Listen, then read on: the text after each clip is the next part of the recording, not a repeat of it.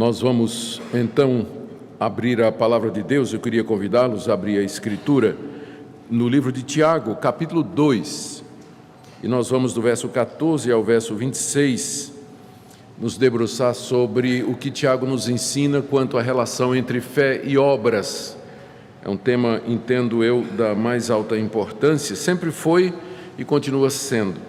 E agora ainda mais por conta da reforma protestante, quando os protestantes colocam muita ênfase na fé e talvez coloquem pouca ênfase nas obras, quando as duas coisas andam juntas, de acordo com a palavra de Deus.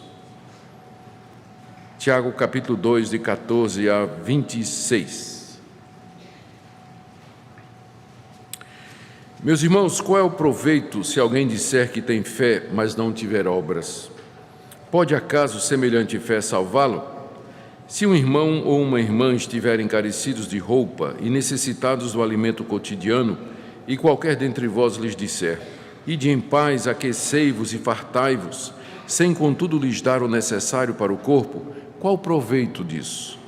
Assim também a fé, se não tiver obras, por si só está morta. Mas alguém dirá: tu tens fé e eu tenho obras.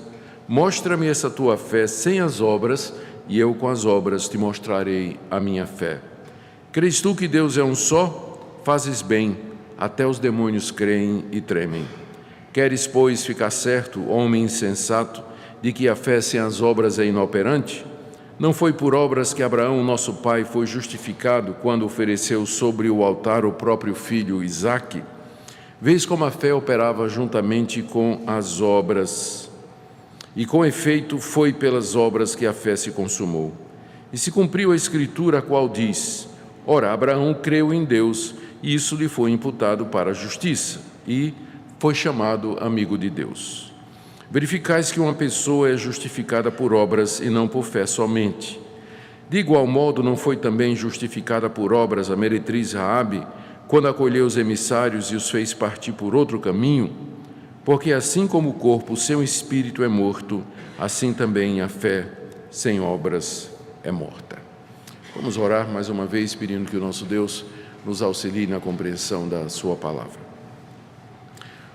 Ó Deus, sem a ajuda do Teu Espírito Santo, nós não podemos compreender o significado destas palavras que foram escritas há tanto tempo, debaixo de inspiração divina. Pedimos, portanto, que conduzas o nosso coração ao entendimento correto da Tua palavra e, mais do que isso, que o Senhor incline a nossa vontade e o nosso querer a obedecer aquilo que está revelado aqui.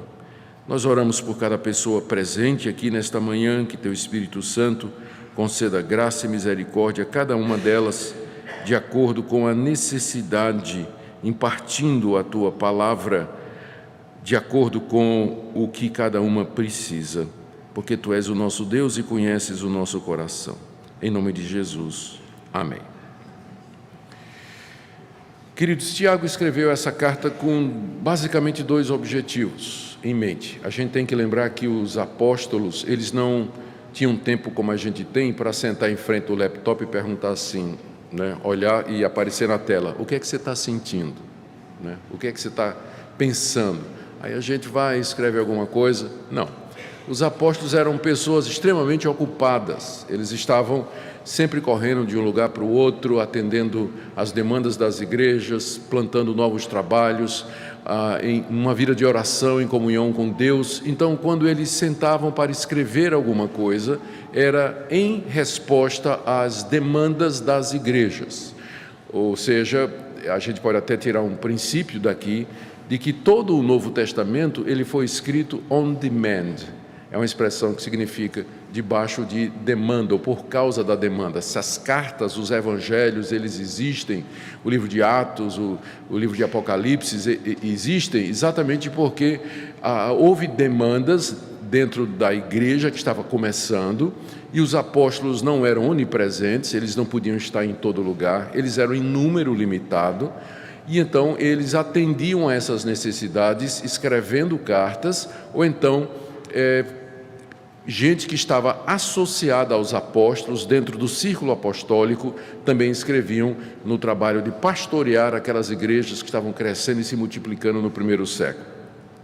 Havia muitos problemas que demandavam atenção dos apóstolos e dos seus associados, e eles nem sempre podiam atendê-las presencialmente, por isso eles utilizavam o recurso da época, que era escrever cartas. E essas cartas, então, elas eram recebidas pelas igrejas, eram lidas com a autoridade apostólica, reconhecidas como palavra de Deus e valia como orientação de Deus para todas aquelas comunidades. Essa carta aqui, em particular, não foi escrita por um apóstolo, mas por alguém muito próximo dos apóstolos e que transitava no círculo apostólico. Eu estou falando de Tiago, que é o irmão de Jesus, um dos irmãos de Jesus. Se você quiser ver a relação dos irmãos de Jesus, você tem lá em Marcos, se a memória não me falha agora, capítulo 6, exatamente. Não é esse o carpinteiro, filho de Maria, irmão de Tiago, José, Judas e Simão? Então Jesus tinha pelo menos 4 irmãos, meio irmãos, porque Jesus era filho de Maria, gerado pelo Espírito Santo. Esses outros eram filhos de Maria e José. Então, Tiago, José, Judas e Simão. E ainda diz aqui, e não vivem entre nós as suas irmãs?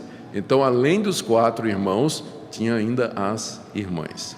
Então, esse Tiago, que é o primeiro mencionado aqui na lista, é o autor dessa carta. Durante o tempo em que Jesus esteve entre eles, ministrando e vivo, a própria família de Jesus não acreditava nele. E Tiago, Judas, Silas, todos esses aqui, as irmãs, não viam o irmão mais velho como sendo filho de Deus e o Messias. Mas quando, após o dia de Pentecostes, como relata o livro de Atos, na igreja de Jerusalém, Tiago já aparece como sendo líder da igreja de Jerusalém. E Judas, que é também um dos irmãos de Jesus, é o que escreveu o livro de Judas, que está na Bíblia. Não foi Iscariotes, não é? Quando às vezes a gente diz assim, vamos abrir a Bíblia no livro de Judas, eu só vejo o pessoal olhando um para o outro assim, né? Ué, Judas escreveu um livro? Não, gente, não é o Iscariotes, é o Judas, que é irmão de Jesus, meio irmão de Jesus, juntamente com Tiago. Bom, mas como eu dizia, Tiago se tornou o líder da igreja em Jerusalém. Era respeitado, querido, amado, homem de grande respeito por todos, de grande autoridade. E como ele não podia estar presente em todas as igrejas de judeus que estavam crescendo no Império Romano, ele resolveu escrever essa carta com o objetivo de corrigir 2 problemas que ele sabia que existiam naquela comunidade de judeus a quem ele escreve. Os destinatários da carta são nomeados no verso 1 simplesmente como as 12 tribos que se encontram na dispersão. É uma maneira figurada de chamar a igreja composta de judeus convertidos que estavam espalhados por todo lugar. Dispersão era o nome que se dava a qualquer região que não fosse a Palestina. Para o judeu, a terra deles era a Palestina. Quem não estava na Palestina estava na dispersão, ou seja, naquela região, todas as demais regiões do Império Romano, por onde os judeus se encontravam dispersos, o povo de Deus estava disperso. Tiago então escreve para os judeus que moravam fora da Palestina e que haviam se convertido a Jesus Cristo. 2 problemas que ele quer resolver com a carta. Primeiro, é ajudar aqueles judeus cristãos a enfrentar as perseguições que eles estavam passando. E essas perseguições, a essa altura, não era ainda o Império Romano. Essa carta é escrita, é uma das primeiras cartas do Novo Testamento que foi escrita. Ela deve ter sido escrita em meados da década de 40, de 50, tem gente que põe até no início da década de 50. Acha que é mais antiga do que a própria carta aos Gálatas ou a primeira aos Tessalonicenses, que são as 2 outras concorrentes, a qual é a primeira que foi escrita, não é? Então alguns acham que Tiago está logo no comecinho. Então, se foi assim, a perseguição não tinha sido ainda dos romanos, porque os romanos só começam a perseguir os cristãos a partir do ano 64, quando Nero assume o poder. Quando Nero, que já estava no poder desde o início da década de 60, ele culpa os cristãos pelo incêndio de Roma. E é nessa primeira perseguição de Nero que Paulo vai morrer lá em Roma, Pedro também vai morrer lá em Roma, e milhares de cristãos também. Mas a perseguição aqui era feita pelos próprios judeus, os contemporâneos. Por quê? Porque eles não acreditavam, não aceitavam que judeus pudessem se converter a Jesus Cristo. Daí essa perseguição tão grande. Tiago quer ajudar esses judeus convertidos a enfrentar a perseguição promovida pelos seus contemporâneos da forma correta. Como enfrentar as tribulações? Esse é o tema do capítulo 1. Ele diz: vocês tenham por motivo de toda alegria, passarem por toda provação, peçam sabedoria a Deus para que vocês possam enfrentar tudo isso. Lembre que as condições humanas são transitórias, faça a diferença entre provação e tentação, porque Deus não tenta, Deus prova, mas Deus não tenta ninguém, e do céu vem toda coisa boa, e vocês sejam prontos para ouvir e tardios para falar. E aí tem várias outras passagens na carta onde Tiago anima os cristãos, ajuda os cristãos. Está alguém sofrendo? Faça a oração. No capítulo 5, Tiago condena aqueles ricos poderosos que estavam levando os crentes para os tribunais, que eram os judeus, né? Que estavam fazendo isso com seus próprios irmãos. Então, esse é o primeiro objetivo da carta. Mas tem um outro que caminhava junto com isso. Era a falta de coerência daqueles judeus em relacionar, a falta de capacidade, resultando em incoerência, de relacionar a fé com a vida diária. De alguma forma, aqueles cristãos haviam compreendido ou chegado à conclusão de que para ser salvo bastava um assentimento intelectual, você concordar com a mensagem que os apóstolos estavam pregando. Não é difícil entender isso. O apóstolo Paulo foi quem evangelizou toda aquela região, a dispersão. Paulo é o apóstolo da dispersão, ele prega entre os judeus e gentios fora da Palestina. E a mensagem do apóstolo Paulo sempre foi: o homem é justificado pela fé sem as obras. Não por obras, para que ninguém se glorie. Essa era a mensagem de Paulo em todo lugar. Deus nos perdoa, Deus nos recebe gratuitamente, não é pelo que nós fazemos, não é pelo que nós merecemos, não é pelas nossas atitudes, não é pelo nosso comportamento, mas Deus nos aceita mediante a fé em Jesus Cristo. Facilmente, uma pessoa poderia chegar a uma conclusão errada do tipo assim: ora, se eu sou salvo pela fé e não por obras, significa que se eu tenho fé, não importa de que maneira eu viva, eu vou ser salvo, porque o que salva é a fé e não o comportamento. O que salva é aquilo que eu creio e não a maneira como eu vivo. Então, essa é uma conclusão a qual as pessoas poderiam chegar ao ouvirem a doutrina que Paulo pregava, ou os demais apóstolos pregavam, da justificação pela fé somente, só que era uma conclusão errada, não é? Era uma conclusão errada. Eles não estavam entendendo o que é que fé significa e muito menos quais são os efeitos dela e o que é que a salvação realmente produz. Tiago, então, detecta esse problema naquela comunidade, que havia muita intelectualidade, né? Era muito racional a fé, mas não havia atitude e obras correspondentes. Aqui eu me lembro de uma vez, talvez Tiago até podia ter mandado para eles um folhetinho evangelístico que uma vez eu vi, dizendo assim: o homem que errou o céu por 20 centímetros. Não chama a atenção? Né? O homem que errou o céu por 20 centímetros. E eu, curioso, né, abri para ler 20 centímetros e a distância da cabeça para o coração, né? Então ele errou o céu por 20 centímetros porque o evangelho estava aqui, mas não estava aqui. Então errou a porta do céu e a gente sabe para onde ele foi se errou a porta do céu, né? Então Tiago provavelmente poderia ter mandado esse folhetinho para aquela comunidade, porque era o problema. Veja só, no capítulo 1, ainda, depois de falar sobre como eles deveriam suportar as provações, Tiago diz assim, no verso 22, tornem-se praticantes da palavra de Deus e não somente ouvintes, enganando-vos a vós mesmos. Tornem-se praticantes da palavra de Deus e não somente ouvintes. Eu entendo por que é que Tiago disse isso. Pense comigo. Quando os judeus que estavam lá na Palestina, eles prestavam culto a Deus indo para o templo, não é verdade? Eles iam para o templo, ali eles ofereciam sacrifícios, ali o sacerdote intercedia por ele, mas o judeu que morava na dispersão, onde não tinha templo, o que é que substituía o templo na dispersão?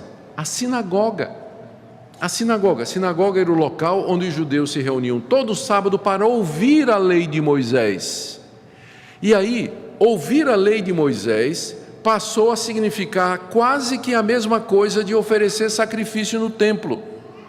Então, os judeus da dispersão consideravam ouvir a lei como sendo um ato equivalente a apresentar a Deus sacrifícios de animais pela sua culpa. Por isso, para o judeu da dispersão, ir para a sinagoga, sentar lá e ouvir a lei de Deus, para ele isso era tudo que Deus requeria da pessoa, ouvir a lei de Deus. Por isso Tiago diz, meus irmãos, vocês têm que se tornar praticantes da palavra e não somente ouvintes, porque senão vocês estão se enganando a vocês mesmos, pensando que tudo que Deus requer de nós é que vocês nos sábados vão lá nas sinagogas escutar a lei. Modernamente Tiago diria, vocês não pensem que só vir à igreja no domingo, ouvir sermões de manhã, de tarde e de noite, isso vai salvar vocês, não vai. Vocês têm que se tornar praticantes daquilo que vocês escutam. Não é o ouvir, mas é o praticar a palavra de Deus que vai salvar vocês. Então, esse era o problema. Tiago, no capítulo 2, na primeira parte do capítulo 2, ele corrige uma deficiência, né? Porque uma vez que a gente tem uma concepção errada, uma doutrina errada, ela vai influenciar a nossa prática. Sem dúvida, se você crê num erro ou crê numa coisa errada, já que tudo que a gente faz é com base nas perguntas o que, por quê, na base da escolha, o que é o melhor, o que não é. Então, se você tem um sistema deficiente de referência, isso vai levar você a decisões erradas e comportamento errado. E não deu outra. Aqui no capítulo 2, Tiago, logo na primeira parte do capítulo, ele corrige aqueles irmãos pela acepção de pessoas. Eles professavam fé no Senhor Jesus, aquele que desceu da glória e se humilhou e se tornou pobre e andou entre nós, mas ao mesmo tempo eles valorizavam os ricos e desvalorizavam os pobres. Quando o pobre chegava na igreja, né, que ia se sentar, o diácono dizia, via o cara mal vestido e tudo mais, o diácono dizia, não, lá na frente não, porque é o pessoal mais rico. Você senta aqui no chão, fica aqui, né, de repente, né, fica sentadinho aqui. Aí quando chegava alguém, paletó e gravata, bem vestido, né, depois de ter estacionado a Mercedes dele, o diácono, meu irmão, tem um lugar especial para o senhor lá na frente da igreja e tal. Era isso que estava acontecendo. Por que isso é incoerente? Porque eles diziam, veja o início do capítulo 2, verso 1, meus irmãos, não tenhais a fé em nosso Senhor Jesus Cristo, Senhor da glória, em acepção de pessoas. É uma contradição. Você diz que crê naquele que, sendo rico, se fez pobre, e agora você trata mal o pobre e valoriza o rico. Era uma inconsistência que acontecia na igreja, não é, que Tiago chama de acepção de pessoas. E aí, agora, na segunda parte do capítulo 2, ele entra na questão. Eu fiz todo esse preparatório, não é, para chegar na nossa parte, porque eu tenho que ocupar 50 minutos. Então, vocês me perdoem, né, mas eu tenho que dar pelo menos 50 e poucos minutos para justificar uma classe única. Mas ajuda a gente, né, quando tem o quadro maior, a gente entender o menor. Aliás, essa é uma boa regra, né? A gente de vez em quando encontra pessoas que baseiam atitudes ou práticas num versículo só. E quando a gente ouve, vê aquilo, diz, minha irmã ou meu irmão, isso aqui não está correto. Vamos dar uma lida no contexto aqui. Então, mais recentemente, né, eu vi isso com um parente meu, muito querido, que disse assim: eu vi aquele vídeo que você colocou na internet sobre suicídio, dizendo que o suicídio não é o pecado imperdoável e tudo mais, mas olha aqui o que é que a Bíblia diz. Queria que você me respondesse: quem destruir o templo do Espírito Santo, Deus o destruirá.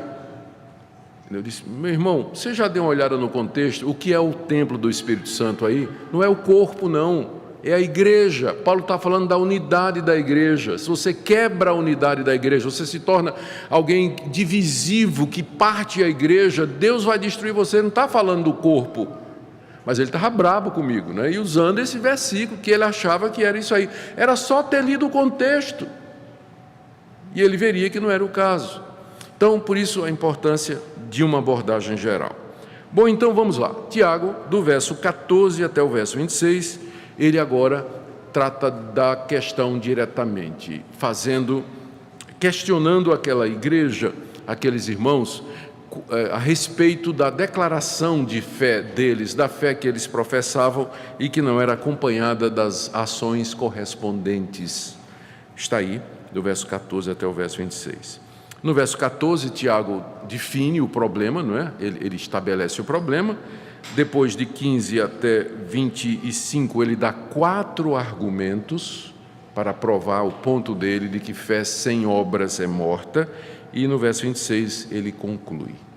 Então é isso que nós temos diante de nós e vamos sem demora. Verso 14, então, Tiago diz qual é o problema que ele vai tratar. Meus irmãos, qual é o proveito se alguém disser que tem fé, mas não tiver obras? Pode acaso semelhante fé salvá-lo? Todo o ensino do Novo Testamento, inclusive do ensino de Tiago, o ensino de Paulo, de Pedro, de João, dos apóstolos, o próprio ensino do Senhor Jesus Cristo, é que nós somos salvos pela fé no Filho de Deus.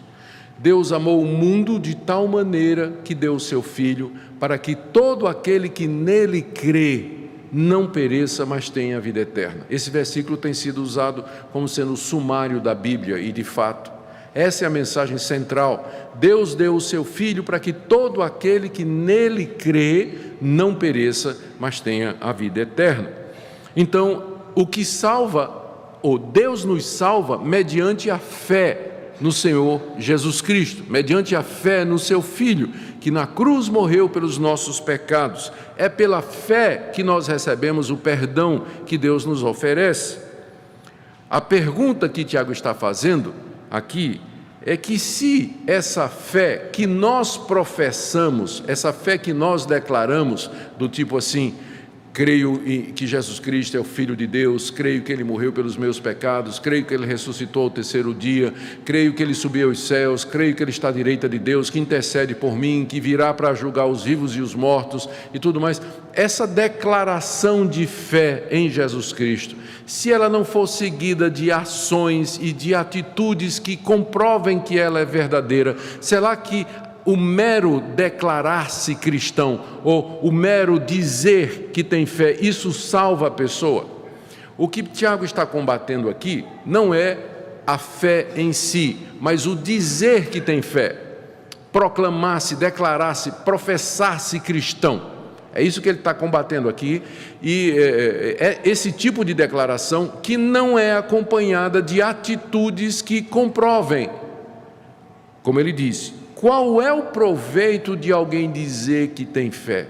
Qual é o proveito de você vir aqui na igreja, na hora de ser batizado, na hora de fazer a profissão de fé, responder todas aquelas perguntas do pastor? Você crê na Bíblia? Creio. Crê em Jesus? Creio. Crê no Espírito Santo? Creio. Confessa que é pecador? Confesso. Recebe Jesus como Salvador? Recebo. De que adianta você publicamente confessar a sua fé, declarar em todo lugar que você é cristão, ser conhecido como evangélico, mas você não tem ações, atitudes, obras que acompanham isso e que mostram que essa declaração é verdadeira? Será que essa fé que você diz que tem realmente pode salvar você? Isso aqui é uma pergunta retórica. Vocês sabem o que é uma pergunta retórica? É uma pergunta que a gente faz, mas que a gente já sabe a resposta, né? A gente faz para ajudar no argumento. E Tiago já sabe a resposta dessa pergunta. Qual é a resposta dessa pergunta? Não. Não é? Qual o proveito de alguém dizer que tem fé, mas não tem obras? Resposta: não tem proveito nenhum. Será que essa fé pode salvá-lo? Resposta: não. Tiago, então, aqui ele estabelece o seu ponto. Fé que não é seguida de obras, ela é inútil, ela não é proveitosa, ela não atinge o objetivo que é a salvação do pecador. E aí ele tem 4 argumentos aqui. O primeiro argumento, está aí do verso 15 até o verso 17, é tirado de uma situação que era perfeitamente possível naquela época. Você encontrar um irmão ou uma irmã, estou no verso 15, carecidos de roupa e necessitados de alimento cotidiano. Então, essa era uma situação perfeitamente possível de acontecer naqueles dias, muito mais do que hoje. Você encontrar um irmão que diariamente padecia fome, ele sentia falta do alimento cotidiano, ou seja, do alimento diário, ele não tinha condições suficientes para se sustentar, sua mulher e sua família. Você encontra esse irmão e ele ainda está, ele diz ainda que está carecido de roupa, está com a roupinha gasta, a roupinha rasgada, e isso no clima da Palestina naquela época, a vestimenta era outra, o manto que durante o dia servia para proteger do sol, de noite servia para proteger do frio, Então, era uma situação perfeitamente possível de se encontrar naqueles dias, menos aqui, naturalmente, que a gente não sabe o que é frio, né? Aqui. Mas era fácil encontrar isso lá, você encontrar pessoas passando fome e passando necessidade. Aí Tiago pergunta, a situação que Tiago pede para você imaginar é essa: você vai andando, encontra aquele casal de irmãos, né, com frio e com fome. Aí você diz: oh, irmãos, que o calor de Deus ilumine o vosso coração, que o maná do alto satisfaça a sua fome e farte as suas necessidades. Vão em paz, se aqueçam com a palavra de Deus no coração de vocês. E você não mete a mão no bolso para tirar 10 conto para comprar um sanduíche para a pessoa. Tiago pergunta: qual o proveito dessas palavras? Resposta: nenhum. Não tem proveito nenhum. Qual é o proveito se você não der para ele uma roupa? Se você não fizer alguma coisa para mitigar a situação de carência daquela pessoa? Da mesma forma, Tiago diz, verso 17, a fé, se não tiver obras, por si só está morta, como aquela oração sua, ou como aquela declaração sua: vá em paz, se aqueça e se alimente e fique farto. Fé sem obras, ela é tão morta, tão vazia, tão oca, como essas declarações aparentemente piedosas, que não são seguidas de ações concretas e que mostram que de fato é uma fé verdadeira. Uma parte do trabalho pastoral que sempre entristece a gente é a cerimônia fúnebre. Quando nós vamos junto com a família, nós nos reunimos, não é? Geralmente na igreja, vem o caixão, é colocado, e com a família, amigos e familiares, e pessoas que eram do conhecimento, a gente agradece a Deus pela vida da pessoa, e aí então vamos partir para sepultar aquela pessoa. E quantas vezes eu vi esse quadro, não é? Da pessoa que morreu, às vezes uma mulher jovem ainda, de câncer, acometida de câncer, o marido chorando, não é? Chorando, às vezes as lágrimas dele caindo sobre o rosto dela, a filhinha, né, acariciando: mamãe, mamãe. Ela não vê, não ouve, não sente, ela não sente absolutamente nada, ela está morta, ela não reage. Assim é a fé. Fé sem obras, ela é um cadáver, por mais bonito e enfeitado que seja, por mais belo que possa parecer aos homens, por mais piedoso que possa parecer aos homens, se não for acompanhada de atitude, de ação, ela é tão morta quanto aquele cadáver enfeitado e bonito que está naquele caixão. Tão morta como essas declarações: vá em paz e se farte, e você não faz absolutamente nada para ajudar aquela pessoa. Esse é o primeiro argumento de Tiago. Tá bom. A fé é inútil se ela não for acompanhada de ações. Aqui você percebe que Tiago define obras, a princípio, como sendo caridade, você ajudar o necessitado. Segundo ponto de Tiago está no verso 18. Mas alguém dirá: tu tens fé e eu tenho obras. Mostra-me essa tua fé sem as obras, e eu com as obras te mostrarei a minha fé. Essa é uma passagem difícil de interpretar. A grande dificuldade aqui é interpretar o alguém. Quem é o alguém aqui que está dizendo, tu tens fé e eu tenho obras? Só pode ser alguém que está do lado de Tiago. Só pode ser alguém que está do lado de Tiago. Então vamos imaginar que seja o próprio Tiago que esteja dizendo isso aqui, e aí o versículo vai fazer mais sentido. O que Tiago está fazendo aqui é uma diatribe. Diatribe é um recurso que é usado na escrita, ou mesmo na oralidade, em que você imagina uma briga com alguém. Você está numa discussão, né? Você está numa discussão, ou está tentando convencer alguém, aí de repente você se vira para um adversário imaginário e começa a discutir com ele. E na hora, todo mundo fica prestando atenção. Quem é que não gosta de MMA? Né? Então, Tiago começa uma briga na frente da igreja. Tu dirás, não, alguém vai te dizer, homem. Ele está aqui imaginando aquele judeu que achava que ir para a igreja, ouvir o sermão e acreditar naquilo tudo era suficiente para salvá-lo. Tiago vira para ele e diz assim: você diz que você tem fé, mas eu tenho obras. Então eu faço um desafio para você agora. Me mostre essa sua fé sem obras, e eu com as obras vou mostrar a minha fé. Tiago desafia o cidadão na frente da audiência. Aí todo mundo já fica, né? Opa, briga, quem é que vai ganhar? Né? Aposta aqui, vão apostando, tal. Chama-se diatribe isso. E Tiago então começa um diálogo, né? Uma briga com um opositor imaginário para tornar o seu ponto vívido. E o desafio que ele lança é esse aqui. É possível alguém mostrar que tem fé, a não ser através das ações e das obras? Tiago considera insuficiente você chegar na frente da igreja e dizer, eu creio, eu creio, eu creio. Tiago diz, não, isso não é suficiente, isso tem que ser acompanhado por atitudes e ações. Por isso que nós não devemos nos apressar a receber como membros da igreja e batizar pessoas sem que antes elas tenham tido tempo para demonstrar pelas suas atitudes e mudanças de comportamento que a declaração de fé delas é verdadeira. O que acontece às vezes? Uma pessoa vem para a igreja, se anima, diz que quer ser crente, a gente vai, né, especialmente jogador de futebol, artista de cinema, artista da Rede Globo e tal, recebe na igreja, na semana seguinte ele já está dando testemunho na igreja.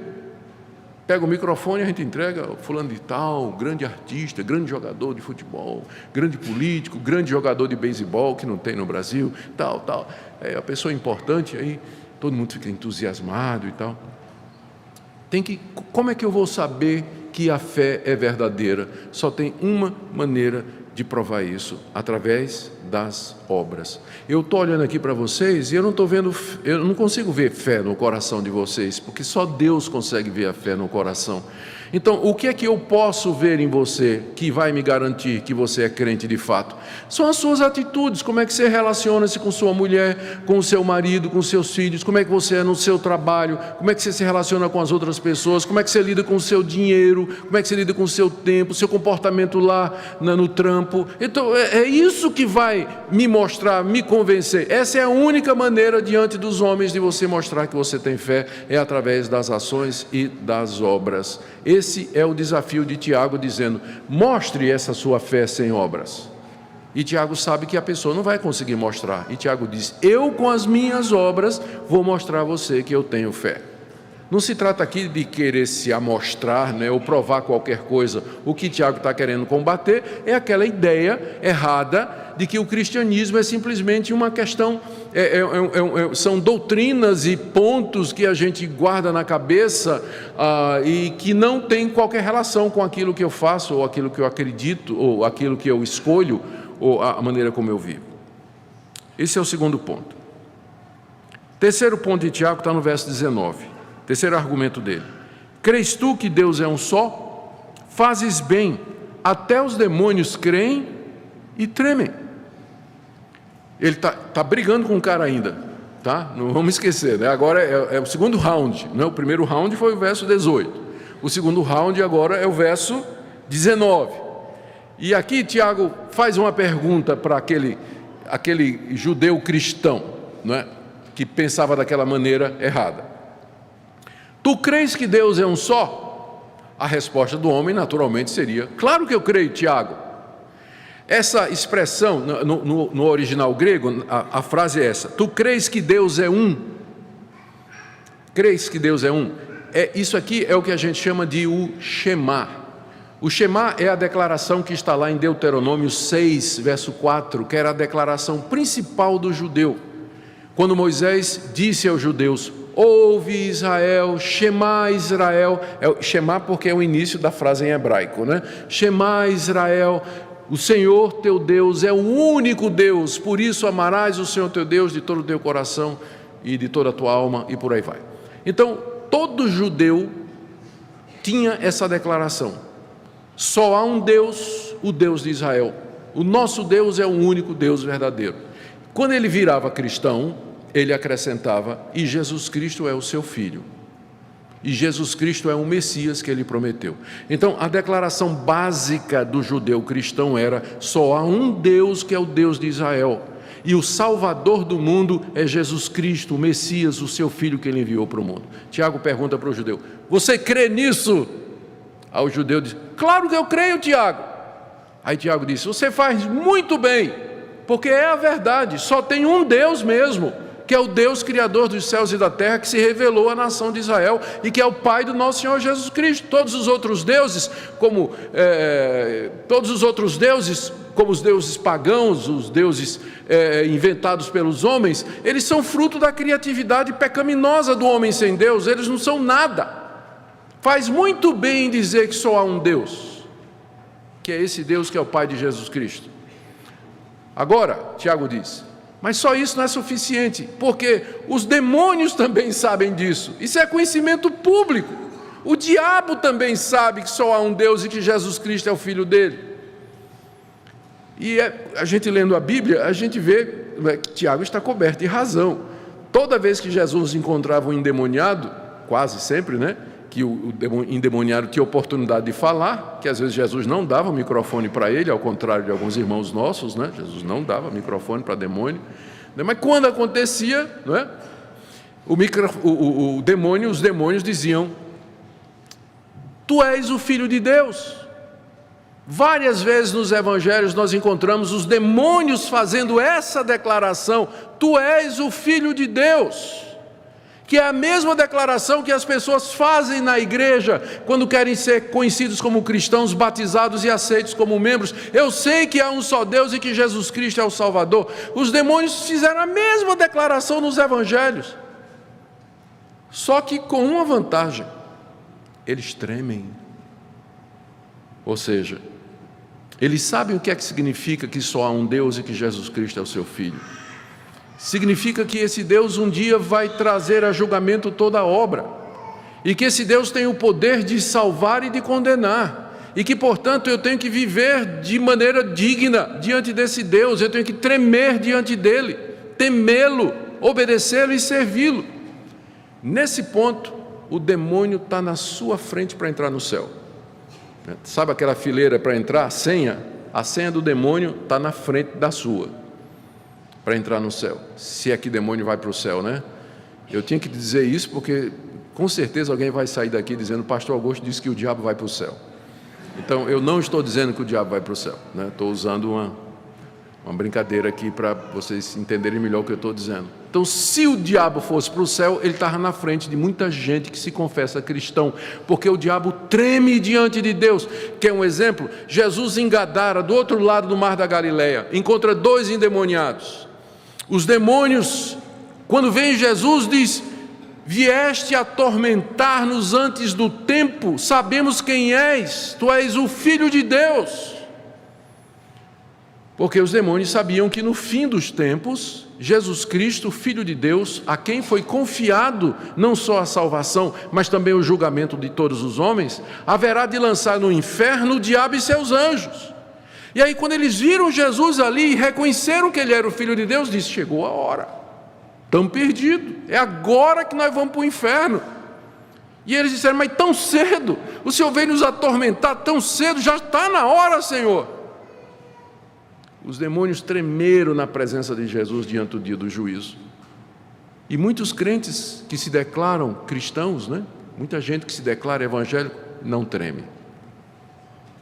Não treme.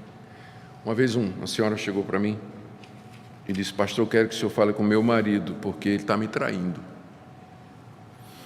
Minha irmã, isso é uma declaração pesada. A senhora tem prova? Não. É coisa de mulher, pastor, é intuição. Ok. Chamei o cidadão. Você sabe que com o tempo o pastor ele desenvolve um sistema de detector de mentira, Conversando com as pessoas, depois 35 anos no gabinete pastoral, a gente detecta, tem um sistema de detecção de mentira. O cara pisca o olho, mexe a boca, coça a orelha, tem um tique nervoso, mexe com a mão. Então, a gente sabe que o cara está mentindo. Chamei o cidadão, disse: olha, tua esposa está achando que você está traindo. Pastor, mas nunca, eu sou fiel à minha esposa, amo a minha mulher, pastor, nunca traí a minha mulher, nunca fiz isso na minha vida. Ela sempre foi assim, pastor. Na época da mocidade, quando a gente namorava, eu não podia conversar com outras meninas da mocidade, porque ela ficava braba, era muito ciumenta, não tem nada disso. Amo a minha mulher, o senhor pode ficar tranquilo, não estou traindo minha mulher. Tá bom, passou no teste. Chamei a mulher. Disse: olha, minha irmã, lamento, mas... lamento não assim, estou feliz que a senhora está errada, Ele não está traindo a senhora. Um mês depois, ela chega para mim com o celular dele, com todas as mensagens de troca de amores, de juras de amor com a amante, tudo lá. Aí eu chamei o cidadão. Não, pastor, ela de novo? Pastor, nunca traí minha mulher, nada. O cara nem tremia, gente, não batia nada, não tremia, cara de pau mesmo, safado, nada mexia na cara dele, nada. Aí quando eu mostrei o celular: pastor, aí começou: foi um erro, foi tal. Aí deu aquele estalo assim, aí eu disse: só uma pergunta, foi a primeira vez? Aí ele: já que o senhor perguntou. Ele já vinha traindo a mulher há anos, e não foi só uma vez, não foi só uma vez, mas nem tremia, gente, nem tremia. Você crê que Deus é um só? Você faz bem, porque até os demônios creem e tremem.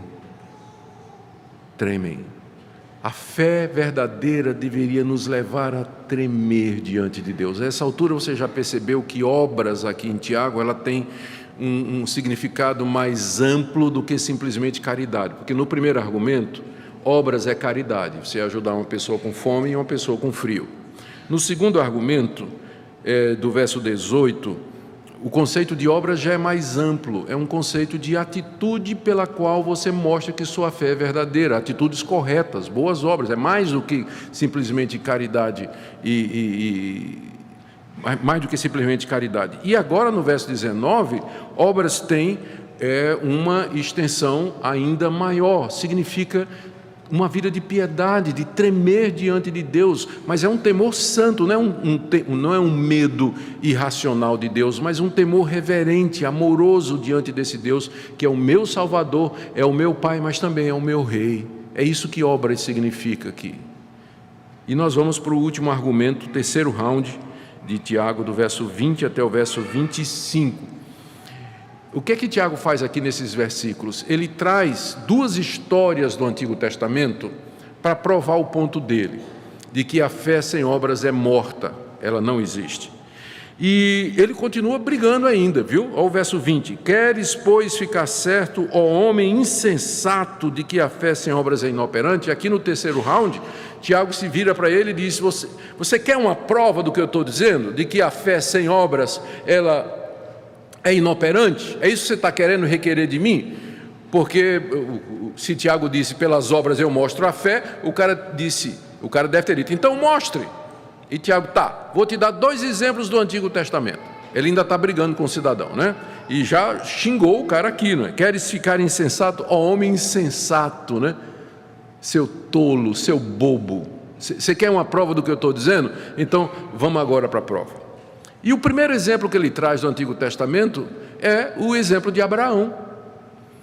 Abraão, pai da fé, pai da nação judaica, o homem a quem Deus levantou e a quem fez promessas, considerado amigo de Deus, um monumento à fé, exemplo para o judeu, adorado, né, pelos judeus, adorado assim, no sentido de muito amado pelos judeus. Esse é o primeiro exemplo que Tiago traz lá do Antigo Testamento para mostrar ao seu opositor de que a fé sem obras é morta e que nós somos justificados por obras e não somente pela fé. Então, o que é que ele diz? Verso 21. Não foi por obras que Abraão, o nosso pai, foi justificado quando ofereceu sobre o altar o próprio filho Isaque? Vês como a fé operava juntamente com as suas obras. Com efeito, foi pelas obras que a fé se consumou. E se cumpriu a Escritura, qual diz, ora Abraão creu em Deus, e isso lhe foi imputado para a justiça, e foi chamado amigo de Deus. O que Tiago faz aqui é contar a história de Abraão, interpretando a sequência dos acontecimentos. Gênesis 12, Deus aparece a Abraão, sai da tua terra, da tua parentela, vai para a terra que eu te darei. De ti farei uma grande nação. De ti farei uma grande nação. Abençoarei os que te abençoarem, amaldiçoarei os que te amaldiçoarem, em ti serão benditas todas as famílias da terra. Que promessas gloriosas! Abraão creu em Deus, juntou a mochila, a mala, a família e foi embora, saiu lá de Ur dos Caldeus e foi para Canaã, a terra que Deus lhe tinha prometido. Durante anos Abraão peregrinou ali e a coisa começou a ficar tensa, porque Abraão estava ficando velho, Sara estava ficando velha e era estéril. E Deus tinha prometido que dele, Abraão, viria uma descendência numerosa, muito numerosa, e entre eles viria alguém que seria o Salvador do mundo, em quem todas as nações seriam abençoadas, ou seriam salvas, não é? Que era o Messias.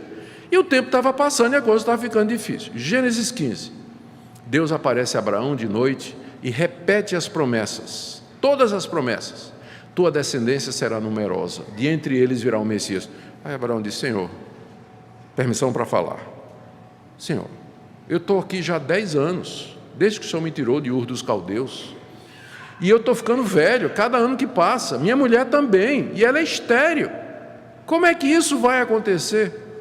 Como é que isso vai ser possível? E Deus chamou Abraão e disse, vem cá, deve ter tirado ele da tenda, né? Porque de que outra maneira Abraão poderia ter olhado os céus? Olha para os céus, Abraão, conta as estrelas, devia ser uma noite linda no Oriente, não é? Céu claro, conta as estrelas. Abraão olhou e Deus disse, assim será a tua descendência. E olha o que é que diz o verso 6 de Gênesis 15. Abraão creu em Deus e isso lhe foi imputado para justiça. Abraão creu na palavra de Deus. Abraão creu que dele viria, ainda que não tinha acontecido ainda, mas dele viria o Salvador do mundo, aquele pelo qual o próprio Abraão seria salvo. Abraão creu em Deus, ele creu, e ali ele foi justificado, aquilo foi imputado a ele como justiça. Ali em Gênesis 15, Abraão foi justificado pela fé, aceito por Deus. O tempo passou, nasceu Isaque conforme a promessa, Deus cumpriu a palavra. Gênesis 22, Deus aparece para Abraão e diz, agora eu quero que você mate um menino. Quero que você me ofereça seu filho em sacrifício, esse filho a quem você ama, pelo qual você esperou tanto, o herdeiro das promessas, eu quero que você o ofereça em sacrifício. Abraão, perfeitamente. Dia seguinte de manhã, pega o jumento, coloca a lenha em cima, chama o empregado, pega o facão, pega o cutelo, acorda Isaque, filho, vamos para um passeio. Lá vamos. Para o Monte Moriá, que Deus tinha apontado, ficava vários quilômetros lá de Berseba, que era o local onde Abraão morava.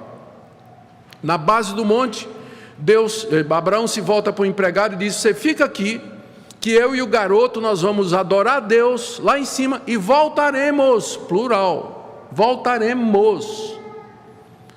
Lá vão os dois subindo. Aí no meio do caminho Isaac olha e diz: pai, eu estou vendo aqui a lenha, estou vendo o fogo, estou vendo o facão, mas cadê o cordeiro para o sacrifício? Todo mundo sabe qual foi a resposta de Abraão: Deus proverá. Deus proverá, meu filho. Chegou no alto do monte, Abraão arma o altar, pega a lenha, coloca, amarra o seu filho, coloca em cima do altar e levanta o facão para matar o seu filho, quando Deus do céu diz: pode parar, porque agora eu sei que você crê em mim. Agora eu sei que você me teme, porque você não me negou o seu filho.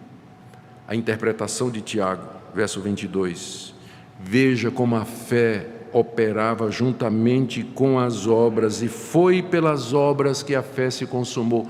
A que obra Tiago está se referindo? Aquele ato de obediência. Abraão creu em Deus, verso 12, capítulo 15 de Gênesis, e no verso 22, essa fé leva Abraão a obedecer a Deus quando Deus demanda o que ele tem de mais precioso. A fé e as obras andam juntas. A fé verdadeira leva à obediência. A fé verdadeira leva ao autossacrifício, à negação, a dar a Deus o que nós temos de mais precioso. Você percebe que o conceito de obras aqui já está expandido, não é? Obras não é somente caridade. É por isso que às vezes os protestantes, né, sem entender isso, eles vão para o outro lado, porque caridade é coisa de católico, espírita, eles dizem, né? Ajudar o pobre, o necessitado, fazer sopão, abrigo de idosos e tudo. Aí a gente vai para o outro lado, não quer saber de obras. Mas o conceito de obras na Bíblia é mais do que caridade, dar pão para quem está com fome. Obras na Bíblia são atos de obediência resultante da minha fé em Deus. Porque eu creio em Deus, creio que Ele me amou, me perdoou, me deu seu Filho, eu então vou obedecê-lo, vou fazer o que Ele deseja, vou viver nesse mundo de acordo com o que Ele quer. Veja que obras aqui já é você obedecer, entregar a Deus o que você tem de mais precioso. A conclusão de Tiago no verso 24: verificais que uma pessoa é justificada por obras e não por fé somente. Aqui é importante a gente fazer um esclarecimento para não jogar Tiago contra Paulo, né? Porque Paulo diz que o homem é justificado pela fé sem obras, e aqui Tiago está dizendo que o homem é justificado por obras, mas justificado por obras e não somente pela fé. A solução é evidente, né? Tiago e Paulo estavam escrevendo para audiências distintas. Paulo estava escrevendo para judeus que achavam que guardar as obras da lei, estou pensando em Gálatas e em Romanos. Paulo escreveu esses livros para judeus que pensavam que guardar as obras da lei, especialmente circuncisão, a dieta e o calendário, que eram os 3 marcadores nacionais de identidade do judeu, e o judeu pensava que guardar isso garantia a salvação. Contra esse pano de fundo é que Paulo assevera: a justificação é pela fé sem as obras da lei, ou seja, as obras da lei não estão na base da salvação. Não é através das obras que nós somos salvos, mas mediante a fé em Jesus Cristo.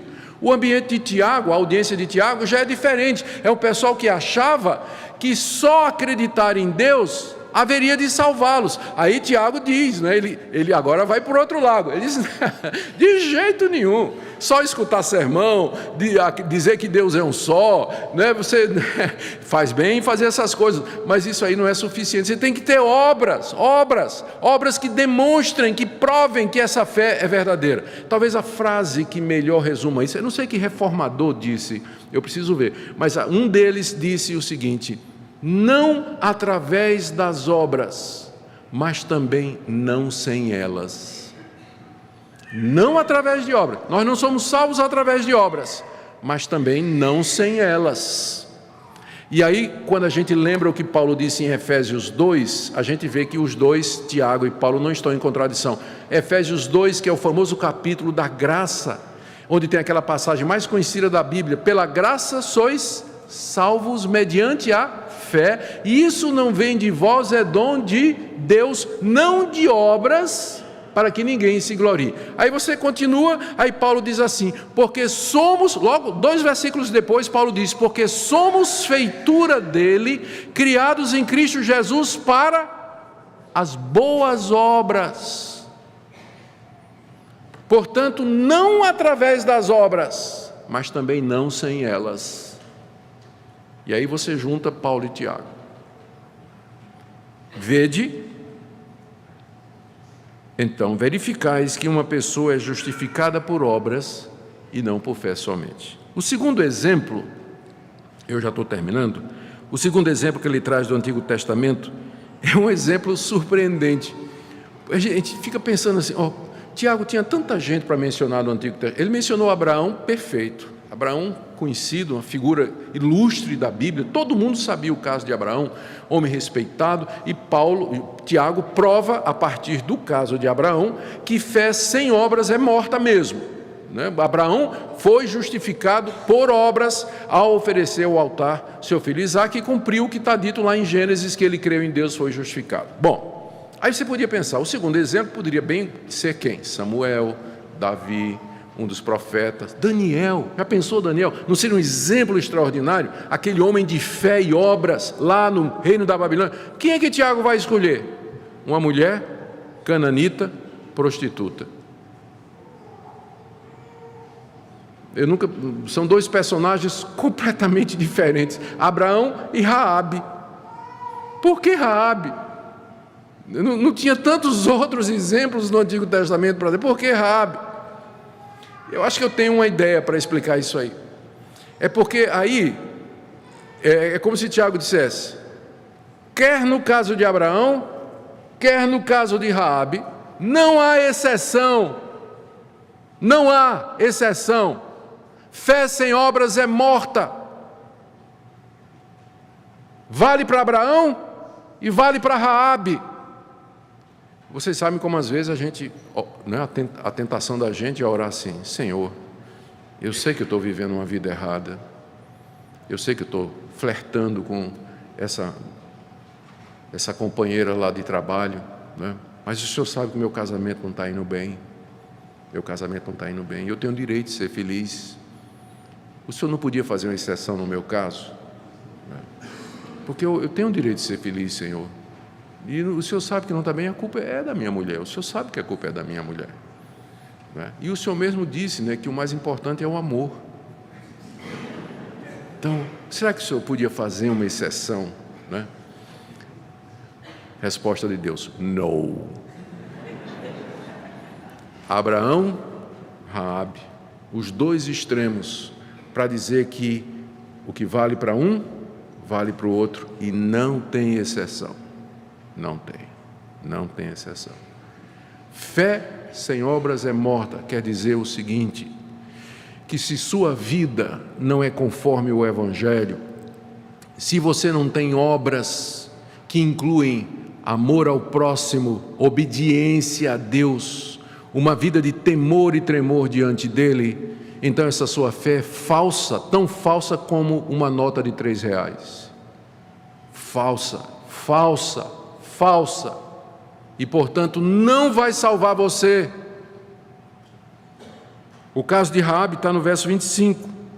Todo mundo conhece a história de como aquela meretriz que morava em Jericó, ao receber na sua casa, que devia funcionar como um bordel, lembra que era uma casa que ficava em cima da muralha de Jericó. Como é que a gente sabe disso? Porque os espias disseram, pendura um fio escarlate que desça pela muralha, né? Então era condomínio de luxo morar em cima da muralha. Então ela não era uma mera prostituta, ela devia ser dona do bordel. E os espias foram lá porque é lá que todo mundo sabe de tudo.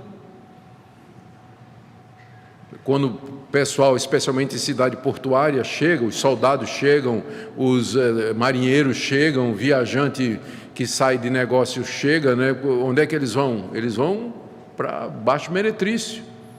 E lá todo mundo conta suas histórias. Todo mundo ouve as histórias. Raabe sabia de tudo. era a maior informante. E os espias foram lá em Jericó exatamente para conseguir inteligência militar, para saber quais as defesas da cidade, para dizer a Josué, para desfechar o ataque contra a cidade. E quando eles se apresentaram, conversa vai, conversa vem, e eles se apresentaram a Raabe como sendo servos do Deus Altíssimo de Israel. Aí Raabe disse: eu sei, é o Deus que eu creio. Vocês são os primeiros que eu conheço que são servos desse Deus, mas é o Deus que eu creio. Um dia aqui chegou um egípcio dizendo: algumas eras atrás, lá na minha terra, teve um povo que saiu debaixo de grandes sinais e prodígios e maravilhas, humilhou Faraó, e era o tal de Yahvé, esse Deus. E depois chegou outro e disse: olha, eu sou amonita, eu lá no deserto durante 40 anos, o meu povo foi rechaçado por esse Deus Yahvé. Raabe cria em Deus. Só que ela nunca tinha encontrado alguém que era discípulo desse Deus. Quando encontrou os soldados, disse: eu creio nesse Deus. E aí chegou a hora dela provar, quando a sirene tocou. É a polícia. O rei de Jericó descobriu que tinha 2 espiões lá. Tinha 2 espiões. E agora o que é que Raabe faz? Como é que ela prova que a sua fé é verdadeira? Ela escondeu os espias com risco da própria vida. Ela mostrou que sua fé era legítima. Todo mundo é ateu até a hora do pitbull pular a cerca, né? Então, na hora que o pitbull bateu na porta de Raabe, estava a hora de mostrar mesmo se a fé era verdadeira. É nessa hora que a gente vê. E ela protegeu com risco de vida os espias e o mandou por outro caminho. Por isso que ela entra aqui nessa demonstração de Tiago. Você quer saber, homem insensato, que realmente a fé sem obras é morta? Eu vou lhe dar 2 exemplos: Abraão e Raabe, para calar sua boca, para você ver que não tem exceção. É assim que funciona o Evangelho. Conclusão, verso 26: assim como o corpo sem espírito é morto, assim também a fé sem obras é morta. Eu quero concluir essa palavra nessa manhã, em primeiro lugar, dizendo que considero esse tipo de mensagem como extremamente necessária para os evangélicos do dia de hoje, particularmente os evangélicos reformados como nós. Porque de tanto a gente dizer sola fide, sola gratia, a gente pode esquecer que a fé e a graça, elas andam juntas com as nossas obras. Elas andam juntas com o nosso comportamento, com nossa atitude, nossa maneira de ser e nossa maneira de viver. Às vezes os reformados são acusados de serem intelectuais, áridos e frios, desconectados dos problemas sociais e da miséria das pessoas que estão ao seu redor. E às vezes, infelizmente, essa crítica é verdadeira. Mas toda vez que reformados fazem esse tipo de erro, eles estão indo contra o ensino da Escritura Sagrada. Nós sabemos que a salvação é pela graça, mediante a fé em Jesus Cristo, mas é uma graça que me livra do pecado, me capacita a produzir boas obras. É uma fé que me impulsiona a obedecer. São 2 lados da mesma moeda. 2 lados da mesma moeda. Da mesma forma que só obras sem fé não salva, só a fé sem obras também não. E eu digo isso porque pode acontecer com o tempo. O que é comum acontecer? As pessoas frequentam a igreja, nascem na igreja, no ambiente evangélico, vão para a escola dominical desde crianças, elas vão crescendo ali e elas acabam pensando que esse estilo de vida evangélico, de domingo ir para a igreja, durante a semana ir para uma reunião e tudo mais, que isso é o que Deus requer de nós, e se isso nós fizermos, nós estamos de bem com Deus. Não, gente, é 20 centímetros, tem que mexer no coração, tem que transformar a minha vida, eu tenho que ter atitudes que comprovam isso. É claro que eu não vou fazer obras para me salvar, porque isso não vai salvar você, fazer obras para se salvar, mas elas são expressão da salvação, elas são expressão da fé verdadeira. E eu queria que nessa manhã você se examinasse à luz da palavra, do que você ouviu aqui hoje. Como está a sua vida diante de Deus? Se Tiago fizesse esse desafio a você, me mostre a sua fé pelas suas obras. Quais são? Mostre, me dê prova, me dê evidência de que sua fé é verdadeira. Vamos. Se Tiago fizesse isso cara a cara com você hoje, que resposta você daria para ele? O que é que você poderia mostrar para ele e dizer para ele que vai identificar a sua fé como legítima?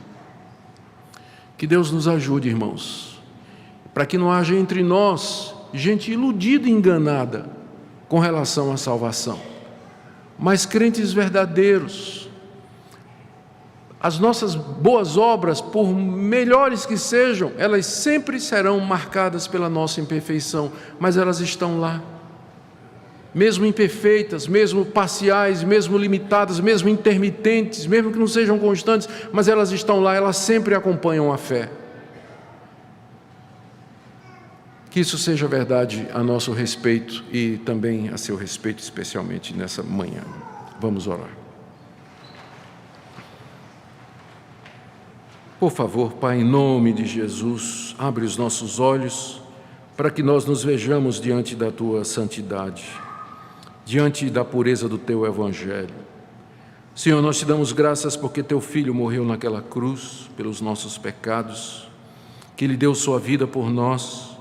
Te damos graças porque somos justificados pela fé, sem as obras. Mas te damos graças também porque esta fé produz obras que justificam a nossa salvação. Ó Deus, nós pedimos que essa igreja seja visitada poderosamente pelo Teu Espírito Santo, num reavivamento de conversão, quebrantamento, mudança de vida. Nós oramos pelos nossos filhos, que crescem acostumados à Tua palavra, criando às vezes resistência, bloqueios mentais. Nós pedimos que sejam desfeitos em nome de Jesus, para que a palavra possa alcançar o coração deles. Converte os nossos filhos a Ti e perdoa os nossos pecados em nome de Jesus. Amém.